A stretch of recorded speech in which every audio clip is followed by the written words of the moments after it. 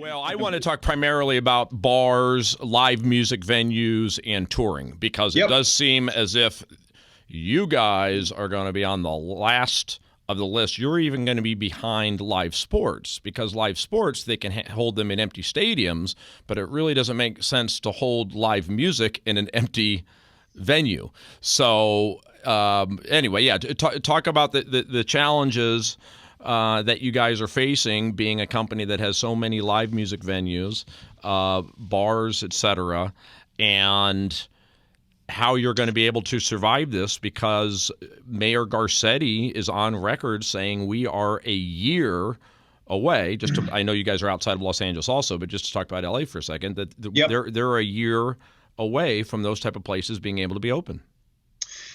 Yeah, look, Knitting Factory Entertainment, we're a little bit of a different animal. Like you said, we're not just in California, thankfully. But all my hospitality is, all our bars and restaurants. Let's just go bars and restaurants, for example.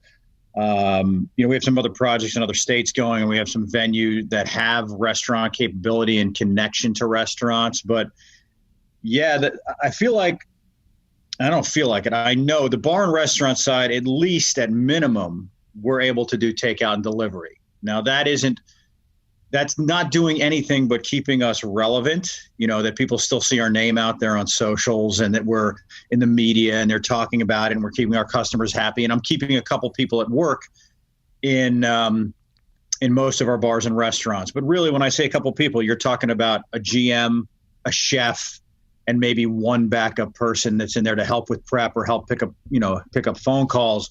But we're only all of us surviving because we're not paying rent. That's the reality. Is if we have to start paying rent, it's over. And we can get into the PPP program and that whole world. But in terms of, if I go to live music, we own the Regent Theater downtown. We're partners on that. We have the Desert Days Festival. That's over. My conversations with other leaders in the industry, and that's a constant conversation from, the CEOs of Live Nation across the board, is, we're looking at like 2021, which is mind blowing, because we're in May. You know what I mean? So it's like, and there's so many reasons for that, and some I agree with, some I don't.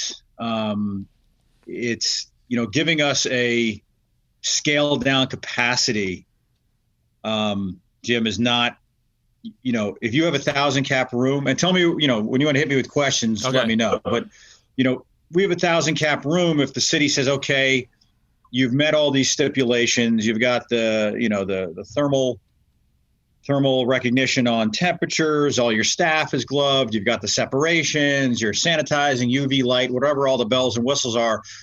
You have 1,000 cap room, you can't open at 250. It's not even worth it at that point. And is there even a band that's going to come through and play at that cap? They have to be local, right? No touring band is coming through unless they live in California. We're California specific.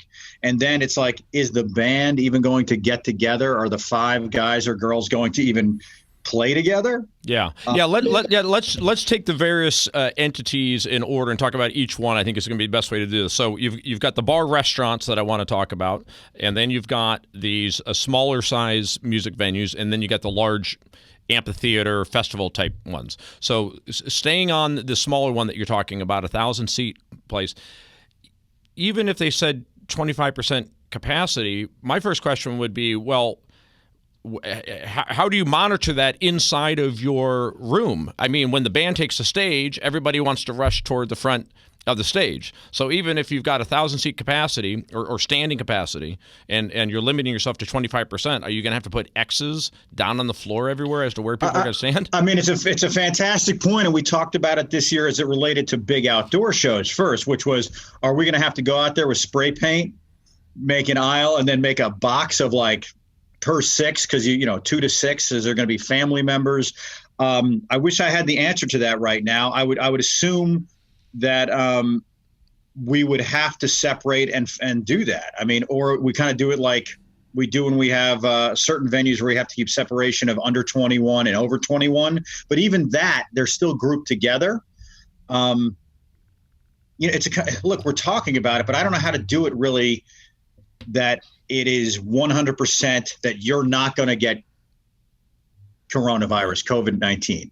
How do you, like I said, if we do the UV lights and everybody's got masks on and we're doing, we're spraying and we've checked temperatures, then my assumption would be, okay, the 250 people in there should be able to possibly congregate as it is, but maybe not. I mean, then.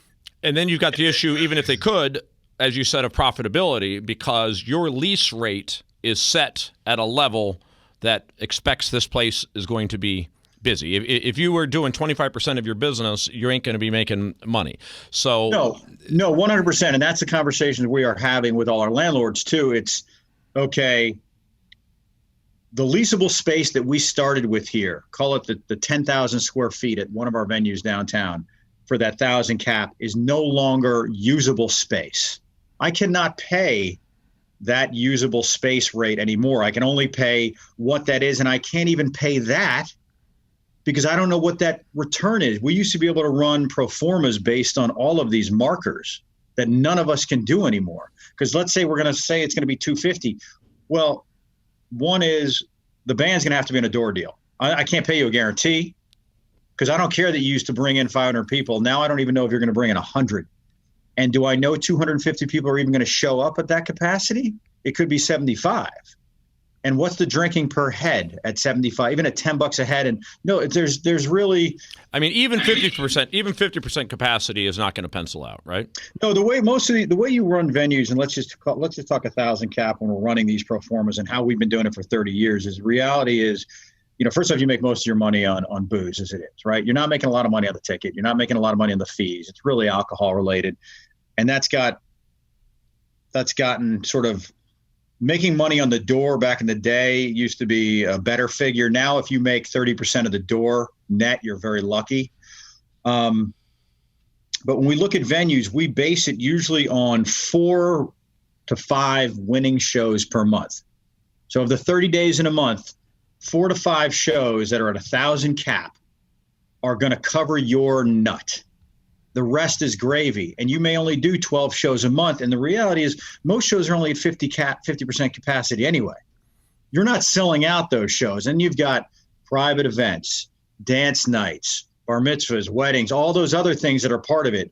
You cannot do 1,000 cap venue or any venue at a scaled down capacity because all the other pieces that are around it will not work anymore. And who's doing private events? I mean, that's the other, not that's a permitted big part right of now. our business, right? Not permitted right now. So what does that negotiation look like with the landlord? Because right now you can't do anything. We know that at some point you're going to be allowed to do something that's probably going to be half capacity. And then at some point, none of us can imagine it right now, unfortunately, at some point you're going to be back to business as usual. So multiple ways. Most of the landlords we've had across the country, and again, we're a bigger company in that realm, in that we have been, some of our landlords we've had for 20 years, So the first thing I did out the gate was essentially, as I saw this happen and I knew we'd be shut down, who knew at this point we thought we'd be like 30 days, right? 60 days. But as soon as we saw it start to like tip a little bit, we just sent them immediate, like, here's how much rent we have paid over the decade. Here's how much money you have made. We are not going to pay rent at minimum for 90 days. It's just not going to happen. Plus, all these states said you cannot even evict and you cannot even come after us for the 90 days, right? So that's where we went at it first. Like, we knew, okay, I got 90 days. They can't do anything. And I would say almost every landlord we had was like, look, we understand it's nationally. You got shut down. You're not a deadbeat tenant. You've always paid on time, and you've paid us X amount of dollars, so they get it. The next phase is going to be the rough phase, more so in the venues than the bars, restaurants. It's like, hey, landlord, I'm sorry, we're not open until 2021. We're not paying. So either you're willing to sit or you can come get the keys, and good fucking luck, excuse my language, I have no fear of that, honestly. And I can see mom and pop organizations where they're like, oh my God, the landlord's going to take it. What is this landlord going to do with that commercial space? 10,000, 20,000, 30,000 square feet. If you really want to take it away from us and you want to boot us out, you're going to sit there 6 months at minimum dead. And then who's coming to pay it at any lease rate that's viable, and who's in our industry that's going to do that? So I'm not here to screw our landlords. My goal is, let's take this year, add another year onto our lease, right? One, just push it. If I got a 5-year lease left or 3 years, make it 4 years. Because I certainly cannot pay you when I open the losses we've taken or will be closed immediately. I certainly can't pay back the PPP. I'm talking overall, right? I want to be fair with my landlords. I understand they're getting screwed too. I'm not here to bash the landlords. Like they're unless they're banks, unless you're a private owner and you have millions of dollars and it doesn't bother you. And hopefully your banks are working with you.